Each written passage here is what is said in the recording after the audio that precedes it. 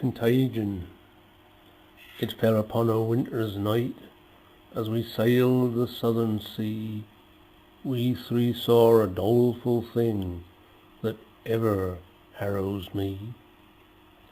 Dirk held vigil high above, Will's tasked the helm to steer. I did duty on top deck when it did first appear. A spot, it seemed, of ruddy light, and then a ship on fire, before a ghastly sight appeared, and slowly did retire. We saw her crew of sallow men, their limbs of leaden hue. They paid us not the slightest heed. Oh, how that night I rue. When April came, Will died a plague. Dirk fell and broke his skull. No surgeon's skill could save his life. We buried him off Hull. I live on, if that I do. Let this last word be said. More kindred than with living kind feel I for the blessed dead.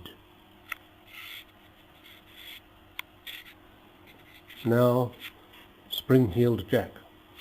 Spring-heeled Jack was a very odd chap, and a very odd chap was he. His eyes glowed like a pyre, he wore Batman's attire. He was frightful not least, because from the mouth of this beast spewed forth a tongue of blue fire. Spring-heeled Jack had a very strange knack, and a very strange knack had he. By way of a spoof he jumped roof to roof, and a 10-foot wall presented no trouble at all to this Jack of the cloven hoof. Spring-heeled Jack had a very tough Mac, and a very tough Mac had he. The soldiers might fire, but unscathed he'd retire.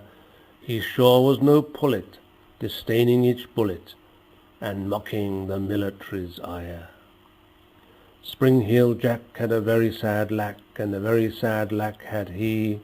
With a talent like his, he could have been king of showbiz, and regarding high jumps, Jack would have been trumps. What a deplorable waste of his whiz. Spring-heeled Jack had a very long whack, and a very long whack had he. Despite many a try, no catcher came nigh.